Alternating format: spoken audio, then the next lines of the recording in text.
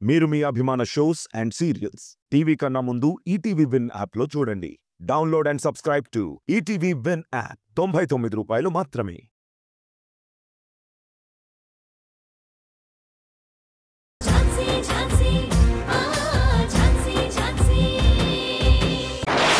పిన్ని అక్కకేం కాదు కదా? ఏం కాదు నాన్న, ఏం కాదు. డాక్టర్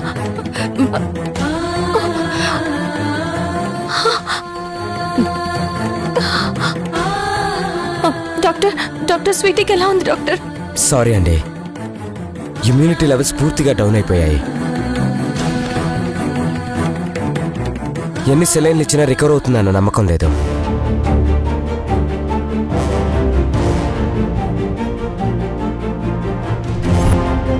అదే టైంకి ఇంజెక్షన్ ఇచ్చుంటే ఇప్పుడు ఇలా తన ప్రాణాల మీదకి వచ్చి ఉండేది కాదు. ప్లీజ్ డాక్టర్, ప్లీజ్ అలా అనకండి. నేను అనడం కాదు, తన కండిషన్ అలా ఉంది. ఇంకా ఎన్ని గంటలు బతుకుతుందో, ఎన్ని నిమిషాలు బతుకుతుందో కూడా తెలీదు.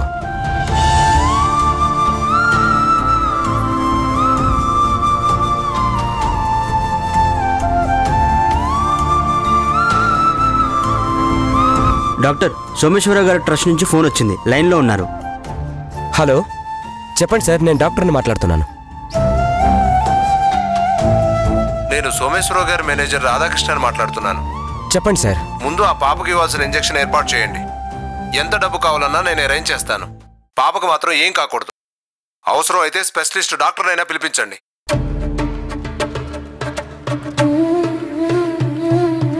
అలాగే సార్, అలాగే.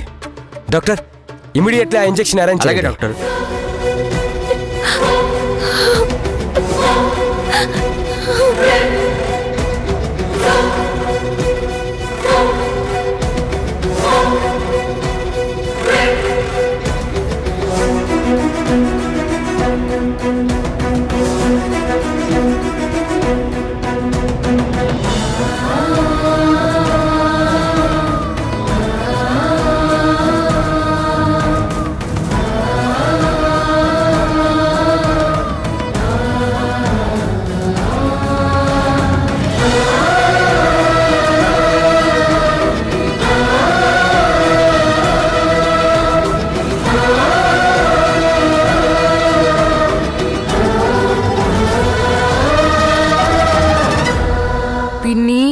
గూడేడిసిన రెక్కకు తోడే పైవాడే, మిన్నే జారిన చుక్కకు నీడై ఉంటాడే. ఆట పాటల్లో నా జోడి పైవాడే, అలసి సొలసే వేళ అమ్మై ఉంటాడే. కలలే తడిసే వేళ కొడుకే పడతాడే.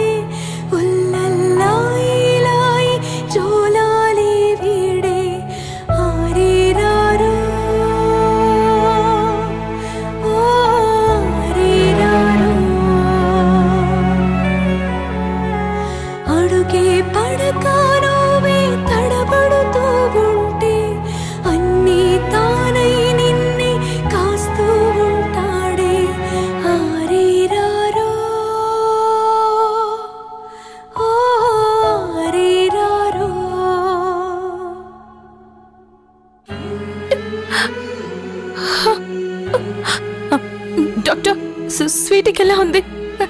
ఎలా ఉంది doctor? She is out of danger.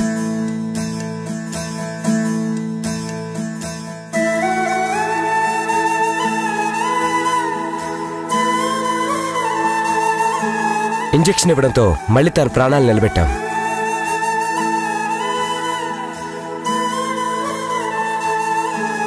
Almost చావంచుల దాకా వెళ్ళొచ్చింది. Thank you doctor. ఇప్పుడు ఇప్పుడు తనని చూడొచ్చా డాక్టర్? వెళ్ళి చూడొచ్చు.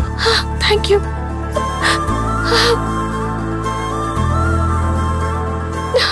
Sweety, sweetie, sweetie, sweetie.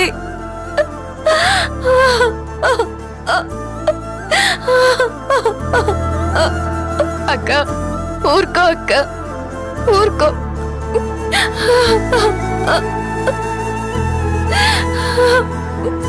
అక్క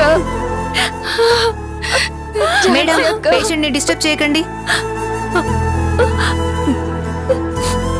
స్వీటీ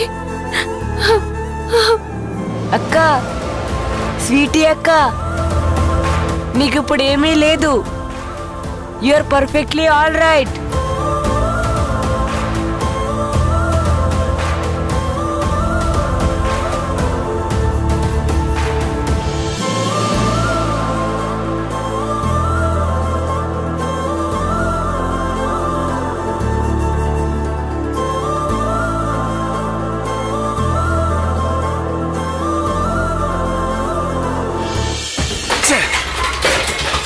సార్,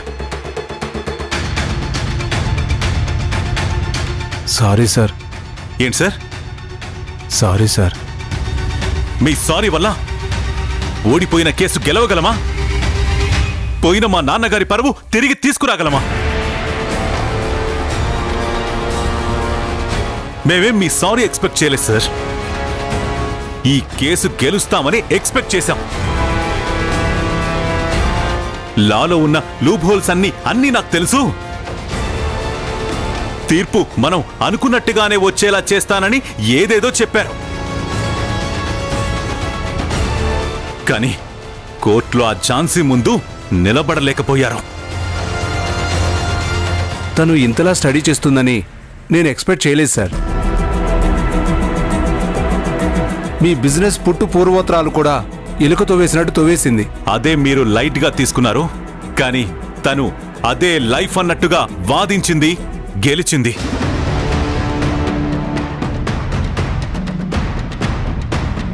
ఇన్నాళ్ల నుంచి మా ఫ్యామిలీకి అడ్వైజర్గా ఉంటున్నారు.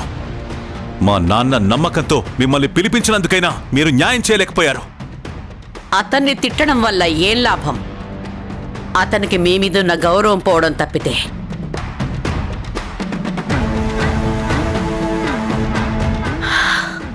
మనకెదురుగా ఉన్న శత్రువుని బట్టి మన దగ్గర ఆయుధం ఉండాలి.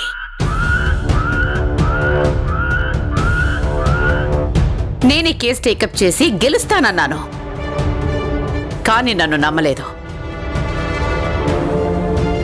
మన దగ్గర అర్హత ఉన్నా దాన్ని ఎదుటి వాళ్ళు గుర్తించకపోతే, ముఖ్యంగా మన నాన్న అన్నయ్యే గుర్తించకపోతే ఎంత బాధగా ఉంటుందో తెలుసా? ఆయన వల్ల నాన్న పరువు పోయిందని ఆయన మీద కోప్పడుతున్నావు. కానీ అసలు నాన్న పరువు పోయింది నీ వల్ల.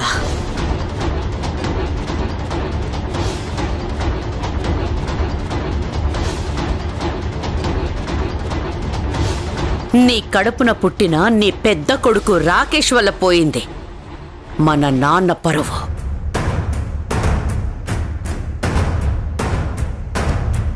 ఎంతో మంది పేద పిల్లలకి నాన్న ట్రస్ట్ ద్వారా ఎంతో డబ్బు సహాయం చేశారు.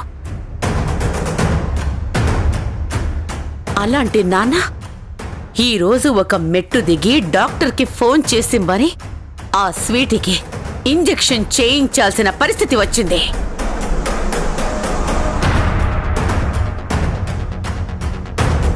ఎప్పుడు 10 మందికి సహాయం చేసే నాన్న ఈరోజు ఒకరిని సాయం అడగడానికి కారణమెవరు? ఏంటి నేనే కారణమైనట్టు మాట్లాడుతున్నావు? ఆ పాప నీ వారసురాలే కదా అన్నయ్య. తన వల్లే కదా ఈరోజు నాన్న బోనెక్కింది. తన వల్లే కదా జడ్జి ముందు చేతులు జోడించి తలదించుకుంది. వారసుడు అనేవాడు ఇంటి పేరు తండ్రి పేరు నిలబెట్టేవాడిలా ఉండాలి గాని పరువు ప్రతిష్టల్ని పాతాళానికి తొక్కేలా ఉండకూడదు. నాన్న ఈ విషయం అర్థం చేసుకోక అర్హత లేని వాళ్లనే వారసుడు అని చెప్పుకుంటున్నారు. మృణాళిని! అవునన్నయ్య, ఎందుకంత కోపం? ఇప్పుడు నేను అన్న దాంట్లో తప్పే ఉంది. కొంచెం జాగ్రత్తగా ఉండమని చెప్తున్నాను అంతే.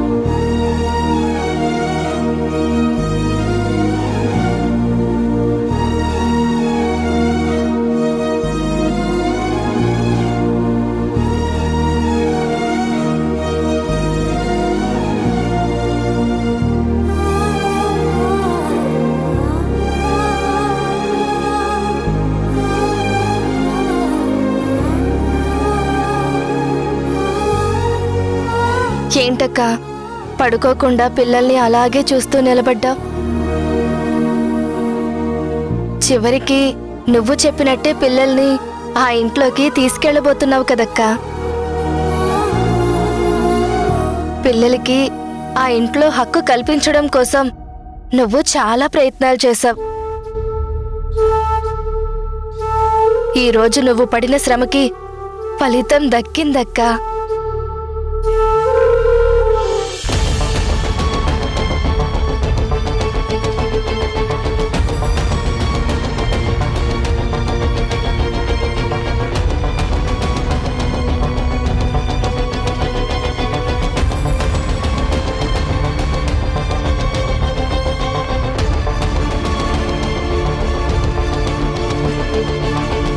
సోమేశ్వరరావు గారు పిల్లల్ని తమ ఇంటి వారసులుగా అంగీకరించాలని కోర్టు వారు ఆదేశించడమైనది. అలాగే స్వీటీకి కూడా ఏ ఇబ్బంది లేకుండా వాళ్ళు ఇంజెక్షన్ చేయించారు. స్వీటీకి కరెక్ట్ టైంకి ఇంజెక్షన్ ఇప్పించగలమో లేదో అని నేను చాలా భయపడిపోయాను. కానీ ఆ దేవుడి దయ వల్ల అంతా సవ్యంగా జరిగింది.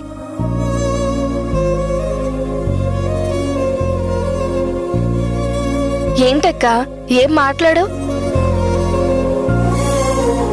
ఏంటక్క కన్నీళ్ళు? అంతా నువ్వనుకున్నట్టే జరిగింది కదా? బావకిచ్చిన మాట కూడా నిలబెట్టుకున్నావు కదా? రాణి, పిల్లలు రేపటి నుంచి మనతో ఉండరు కదా రాణి.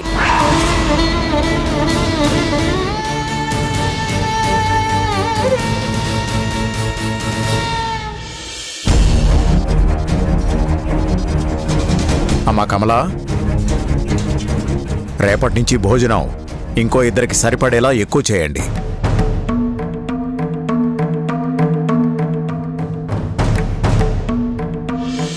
పిల్లల్ని వదిలే నువ్వు ఉండగలవా? చెప్పక్క, నువ్వు ఉండగలవా? పిల్లల్ని ఆ ఇంటికి పంపిస్తే నాకు దూరం అవుతారన్న బాధ ఉంది. కానీ అక్కడుంటే స్వీటీ ఆరోగ్యం మెరుగుపడుతుందనే ధైర్యం ఉంది. నేను పిల్లల్ని జాగ్రత్తగా చూసుకోవచ్చు, ప్రేమగా చూసుకోవచ్చు. కానీ నా ప్రేమ స్వీటీకి ప్రాణం పోయలేకపోయింది. వాళ్ళు మాత్రమే తన ప్రాణం కాపాడగలిగారు. అందుకే స్వీటీకి వాళ్ళ అండ అవసరం అంటున్నాను.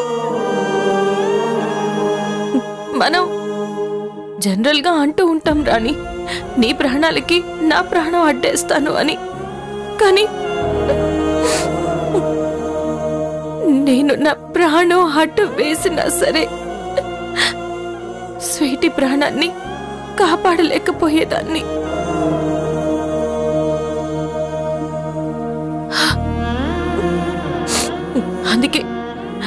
అందుకే వీళ్ళు ఆ ఇంటికి వెళ్ళడమే ముఖ్యం.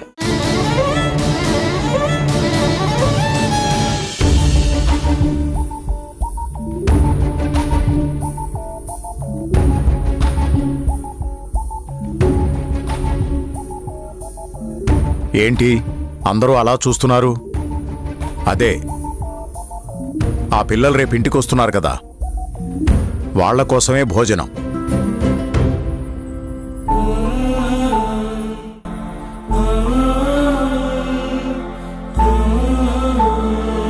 వాళ్ళకింట్లో ఓ గది కూడా ఏర్పాటు చేయండి.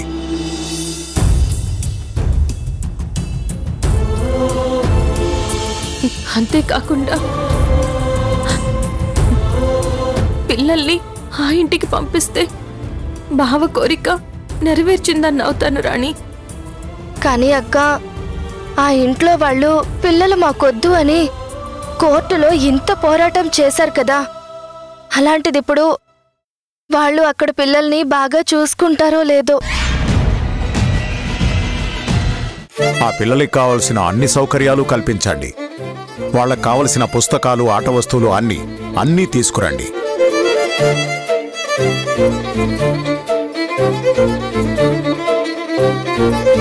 వాళ్ళకిక్కడ ఎలాంటి లోటు ఉండకూడదు. రాణి, నువ్వలాంటి భయాలేం పెట్టుకోకు. వాళ్ళేం రాక్షసులు కారు. రాకేష్ బావ పెళ్లి విషయంలో తనని వ్యతిరేకించారు అంతే.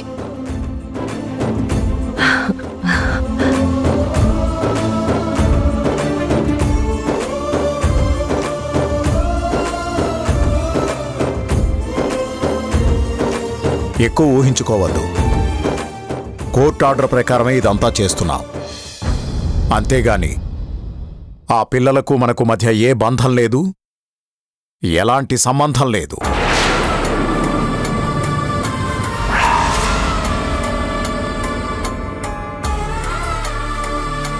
ధనుంజయ్, పిల్లలు ఈ ఇంటికి రావడం ఈ ఇంట్లో కొంతమందికి ఆనందంగా ఉండొచ్చు.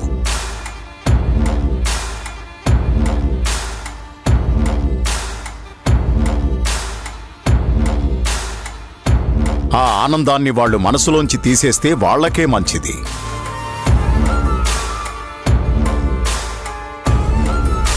ఆ పిల్లలతో ఎవరూ కూడా కలవడానికి గాని, ప్రేమ ఆప్యాయతలు చూపించడానికి గాని, దగ్గరవడానికి గాని వీల్లేదు.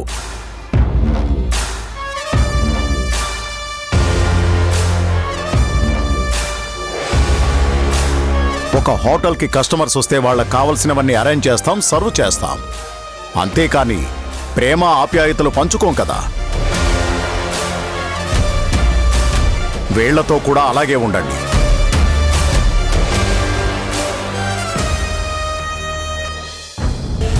అదే రాకేష్ బావ, ఎస్ఐ గౌతమ్ గారు పుట్టిన ఇల్లు.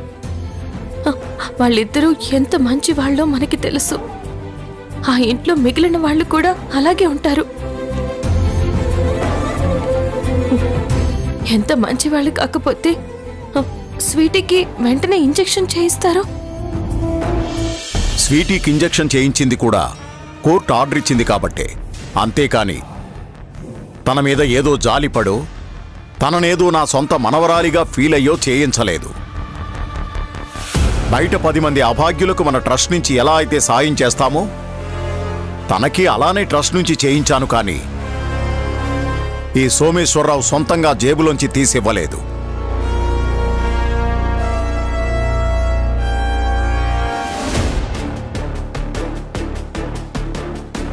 సో ఆ పిల్లలతో అనవసరంగా మాట్లాడొద్దు, అనవసరమైన విషయాల్లో జోక్యం చేసుకోవద్దు. ఏదో ఒక మాట అనేసి వదిలేస్తానని మాత్రం అనుకోవద్దు. సీరియస్గా చెప్తున్నాను.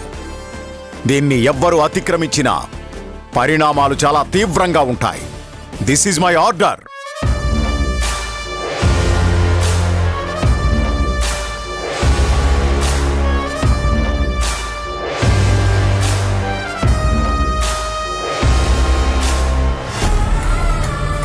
నేను కోర్టు ఆర్డర్ని ఎంత సీరియస్గా తీసుకున్నానో మీరు కూడా నా ఆర్డర్ని అంతే సీరియస్గా తీసుకోండి.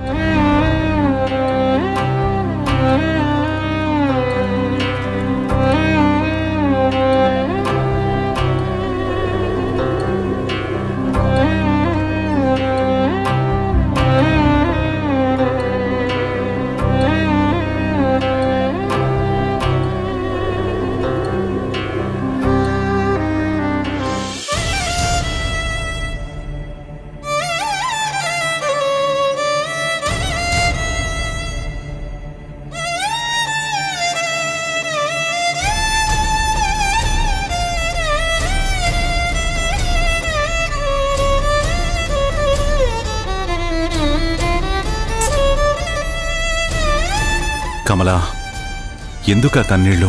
ఏదైనా ఉపయోగం ఉంది అంటే నువ్వు కన్నీళ్లు కార్చడంలో అర్థం ఉంటుంది. ఎందుకు నువ్వు ఆ పిల్లల గురించి ఇంత ఎమోషనల్ అవుతున్నావు? Leave it. ఏంటండి మీరంటుంది? వదిలేయాలా? అది నా వల్ల కాదండి. ఆ రోజు నా కొడుకు ఇంట్లో నుంచి వెళ్ళిపోతుంటే వాణ్ణి మీరు ఆపలేకపోయారు. అసలు వాడు ఎలా ఉన్నాడో ఎక్కడున్నాడో తెలుసుకునే ప్రయత్నం కూడా చేయలేదు. వాడు చనిపోయిన విషయం కూడా గౌతమ్ వచ్చి చెప్పే వరకు ఎవ్వరికీ తెలియదు కదండి. నా కోసం నా కొడుకు ఈరోజు వస్తాడు రేపొస్తాడు అంటూ పడిగాపులు కాసిన పిచ్చి తల్లిని నేను. ఒక్కసారిగా నా ప్రాణమే పోయినంత పనైంది.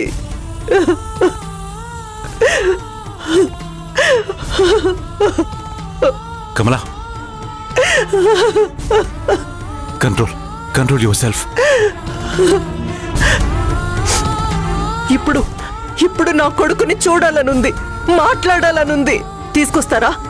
మీరు తీసుకొస్తారా? తీసుకురాలేరు కదా. మన కొడుకు మనకి దూరం అయినందుకు నేనిప్పుడు ఎవరిని తప్పు పట్టాలండి? ఈ కుటుంబాన్నా, మన కొడుకునా, లేదా ఆ దేవుణ్ణా? చెప్పండి. కమలా, రాకేష్ విషయంలో ఒక తల్లిగా నీకెంత బాధ ఉందో ఒక తండ్రిగా నాకు అంతే బాధ ఉంది.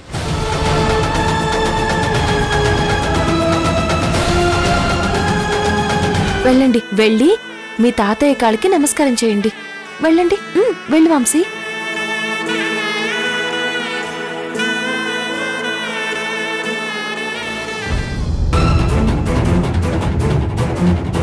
స్వీటీ, వంశీ వచ్చేసారా? మీరు ఎప్పుడెప్పుడు వస్తారా అని నేను ఎదురు చూస్తూ ఉన్నాను. రండి. కమలా!